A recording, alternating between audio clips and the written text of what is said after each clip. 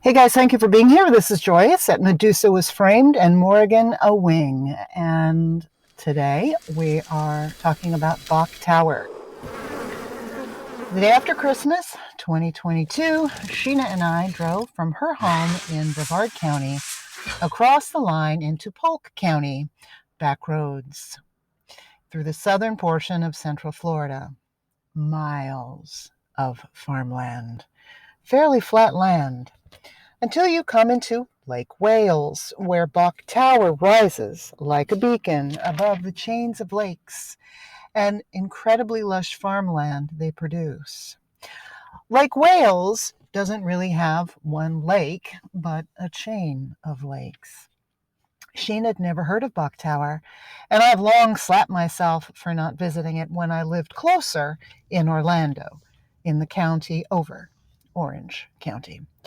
After a day in my car driving up and down Sheena's county of Brevard as we visited pioneer cemeteries, she offered to drive the hour north and west to Bok Tower, 1151 Tower Road, Lake Wales, Florida, Polk County.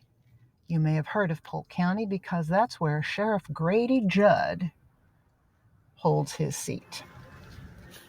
On an expanse of 250 acres atop Iron Mountain, at 295 feet above sea level, rises the 60-bell carillon tower of Georgia pink and gray marble with St. Augustine coquina. Stories tell us Edward Bok purchased this land in 1925, started the tower in 1927 after developing an extensive bird sanctuary on the top. And in 2 years, the tower moat, ponds, and Olmsted grounds were completed. 51-foot tower, square at its base, and changing into an octagon at 150 feet with 8 sides of 37 feet high. A 15-foot wide moat surrounds this Tesla tower. Yes, it's a Tesla tower, filled with koi. The interior library and office was Bok's man cave, his study. We plebeians have never been allowed. Lake Wales was an important railway stop. In fact, Lake Wales was founded on the railroad. 4 historic depots in the crisscross of Central Florida railway arteries have been restored in Lake Wales to their former glory and stand today. In 1911, the Lake Wales Land Company, a group of businessmen, purchased 5,000 acres around Lake Wales, named after Sidney Wales, a land agent employed by Florida after the Civil War, surveyed the area in 1879. The lake before this was known as Watts Lake. In 1925, Henry Plant's Atlantic Coastline Railroad built a line from Haines City joining to Everglades City. A depot on this line was opened in Lake Wales, and the city was born and incorporated in 1917. The Sessions Investment Company consisted of C.I. Johnson, G.V. Tillman, B.R. Bullard, and to them, E.C. Stewart joined to form the Lake Wales Land Company. They engaged A.C. Niedecker, a civil engineer, to survey and plot out a 2-mile township. Stewart had arrived in Florida in 1887, Stewart, as in the city of Stewart, earning handily in brickmaking, lumber, turpentine, and phosphate industries. Stewart is attributed with the first municipal water system and first electrical plant, along with construction of the first Presbyterian and Baptist churches in Lake Wales. Central Florida was a wild, undeveloped frontier through most of the 19th century.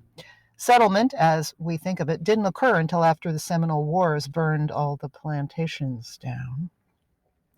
Sounds to me more like that Flagler reimagining of Florida. Oh, yes, and there is Henry Flagler money in Bok Tower.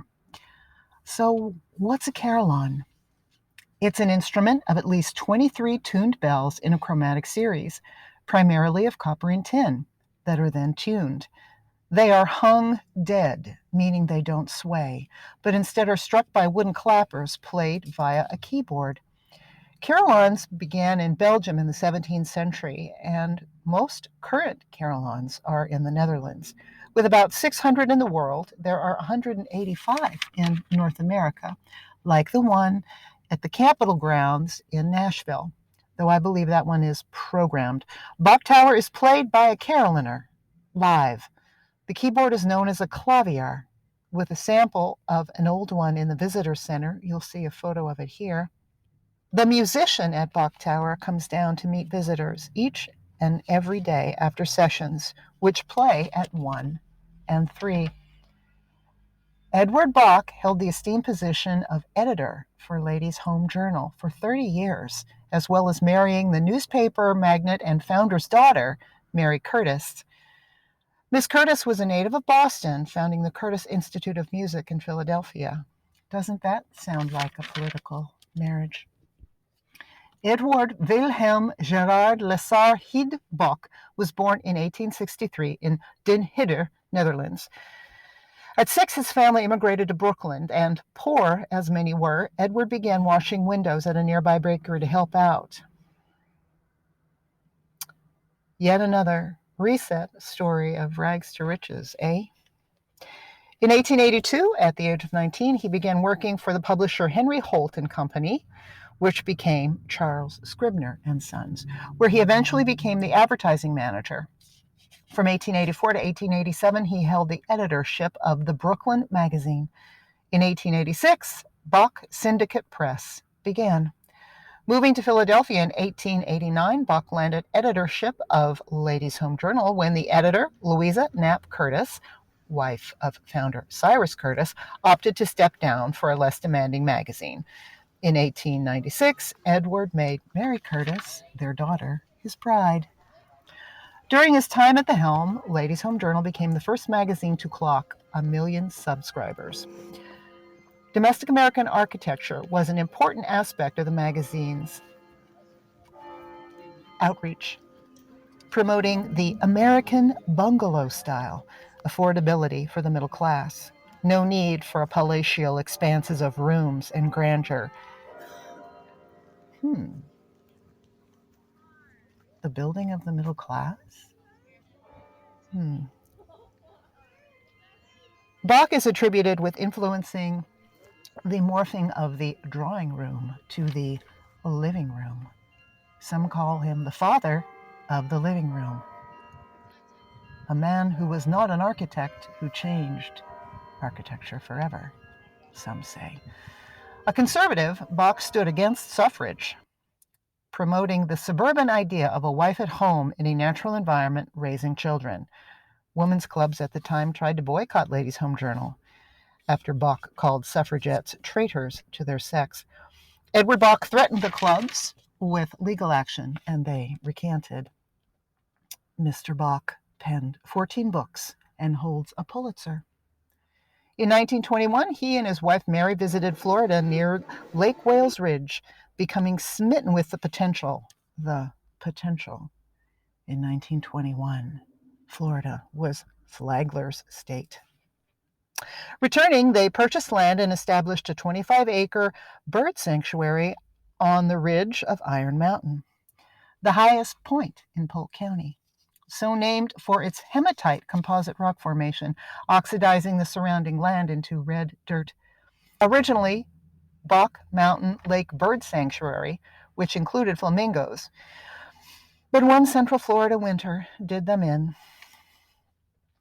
Deciding to bring the cascading bells of the carillon of his native Holland to Florida, Bok set out to build the most beautiful tower in the world, as he called it, and hired the prestigious Frederick Law Olmsted Jr. to convert the sanctuary into a lush garden conservancy.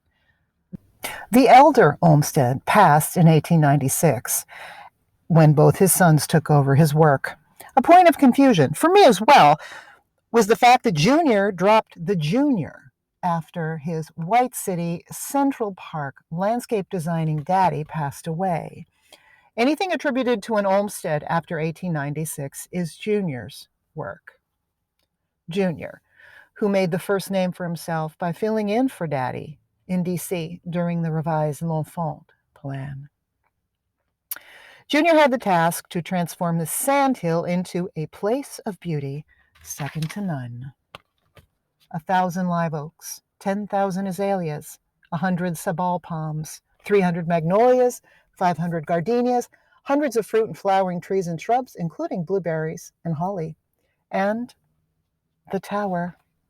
The tower. The 60-bell carillon occupies the top. Upper floors originally held irrigation tanks for the grounds. The bottom floor was Bok's baronial study with a 211-step wrought iron staircase. The tower is 51 feet square at the base. Pink Ottawa Georgia marble, gray Creole Georgia marble, both from Tate Quarries and St. Augustine Coquina. These are what built this pink frequency device. Sheeta had a lot to say about the iconography of the sculpture and reliefs atop the 8th floor and throughout. Perhaps she'll comment on this video about that. Ancient systems of magic held in fraternal mystery. She's very well versed on that type of thing. Say something, Sheena. Tell us about those cranes. 205 feet above the base crown 8 marble herons, formidable up close. The copies can be viewed in the visitor center. Adorning in relief around the base and rising are flowers, trees, cranes, herons, eagles, seahorses, jellyfish, finned fish, pelicans, flamingos, geese, swans, fox, storks, tortoises, hares, baboons, and Genesis images of Adam and Eve with the serpent. 1927. How did he do it? Bok's dream team consisted of architect Milton B. Medary, noted for his Washington Memorial Chapel at Valley Forge, Bryn Mawr Hospital, the Detroit Institute of the Arts, part of the planning commission for the Capitol Park changes to D.C., and president of his chapter of the Architects Institute of America, created by Richard Upjohn, a very interesting reset topic. My video about Richard Upjohn is called The Episcopalian Cabinet Maker. If you're interested in that, you might want to take a look. Milton died in 1929 of a heart attack. He assembled a league of the finest in Art Deco artisans at the time. Lee Lowry was a self-taught architectural sculptor from Germany, responsible for the work of the flora and fauna adorning the tower. His most noticed work is something we've all seen. You've seen it too. The bronze statue of Atlas at Rockefeller Center, which he received the commission to erect in 1937. At age 15, Lowry worked as an assistant to several of the sculptors of the White City, the 1893 World Columbian Exposition in Chicago, which got him gigs at several more fairs. In 1910, he received his BA at Yale, and taught at Harvard from 1910 to 1917. Boy, is this boy connected into some deep stuff. Samuel Yellen designed and executed the wrought iron gates around the moat and spiral staircase. The famous door at Bok Tower has 30 scenes from the book of Genesis. Born in Ukraine, apprenticed to a master blacksmith at age 11, he found himself in Philadelphia in 1905 after working his trade across Europe. Also a member of the Architectural Institute of America. How does an artistic wrought iron man become a member of the Architectural Institute of America? I don't know.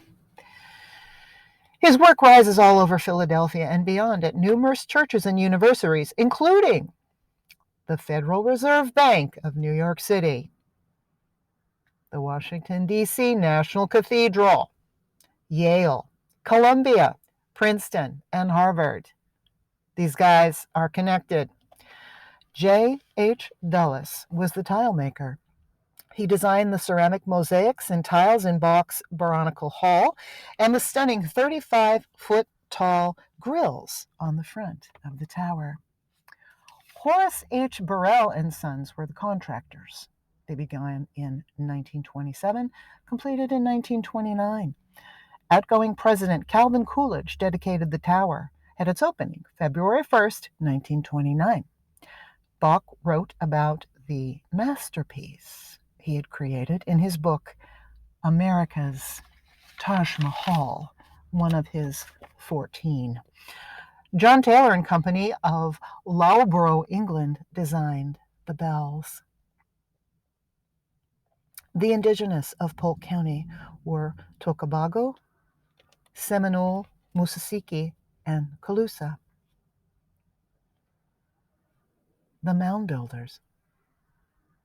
A form of technology we aren't supposed to talk about, just call them shell middens or Indian burial mounds. Don't attribute these tattooed, feather-wearing savages to having any technological sophistication.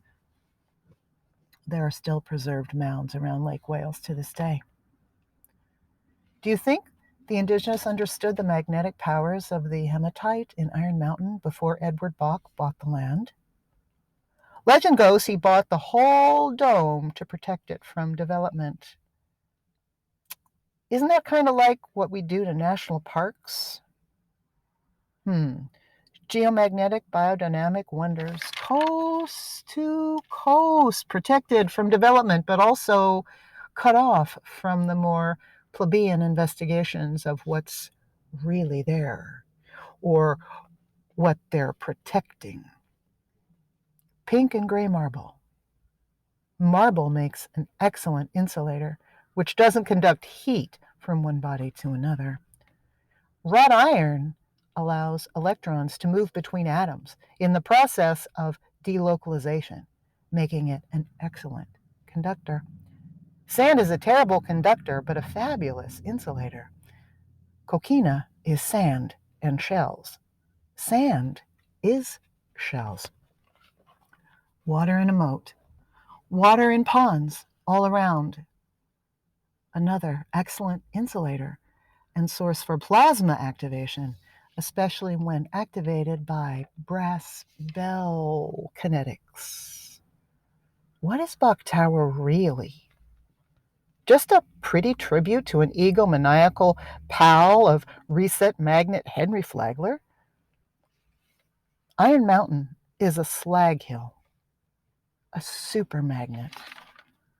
The first peoples knew about frequencies and polarities in the land and how to actualize the focus of that into pyramids. Oh, wait, I can't say pyramids when I'm talking about the New World, but it's not the New World, it's the Old World. And what's a pyramid? A pyramid is a Tesla tower. And what's under every pyramid of old? Aquifers of living water. What's under Bok Tower besides hematite? We know Junior Olmsted plumbed ponds and a moat on the sandhill. Was there a fabulously smelly sulfur spring under all that sand in all that volcanic slag? And if that's so, to add conduction of iron and silicate with activation of bells to repolarize flowing water into. And those tanks, they say, were for the irrigation of the ground. That's what they say they are. These vast tanks that take up more than one floor in the tower. Are they batteries of some sort? We'll never know.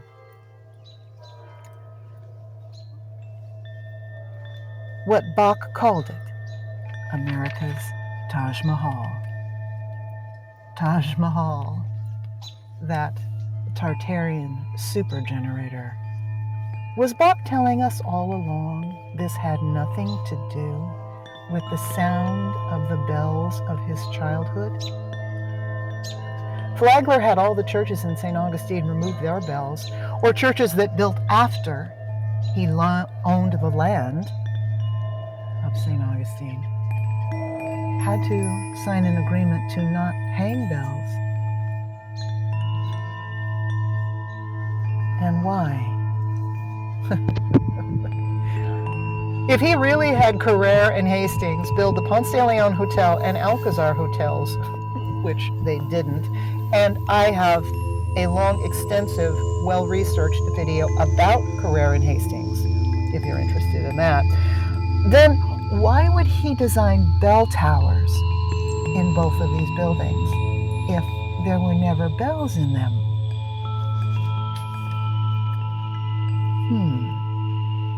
Does that mean maybe there was already something there? A better question to ask, especially since no one now knows how to make that coquina concrete mix anymore.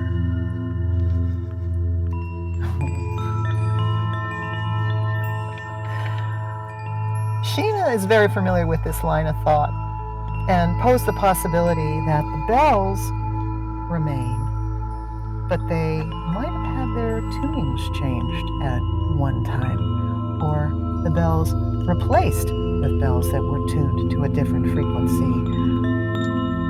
This is not a humanitarian construction. This is technology. The public has never been allowed to see the guts of. But people have started asking questions about such things and recognizing too many similarities to be coincidences or public work for general good. Hijacked history. You can take an iron rod and place it in beach sand along southeastern coasts during a storm. Lightning is drawn to the rods, sending that charge down into the surrounding wet sand. What comes of it is the architecture of the reaction of the voltage and the silica, beach glass.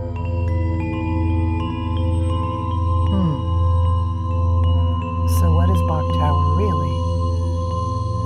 Did Bok and his boys really come up with the idea to build it all?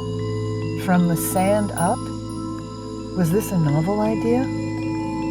Was there something already there?